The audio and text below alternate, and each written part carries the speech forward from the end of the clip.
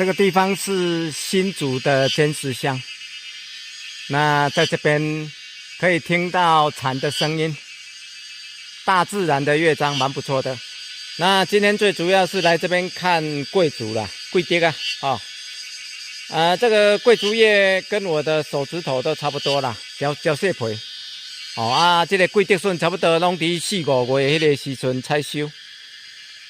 这个这真正含阮厝迄个麻竹吼，竹茎真正差有够济啦竹茎差有够济。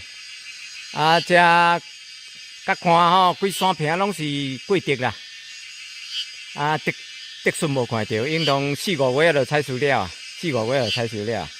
好，再来甲看一个这叶啊，袂歹，桂竹叶，连工来食桂竹笋，再见。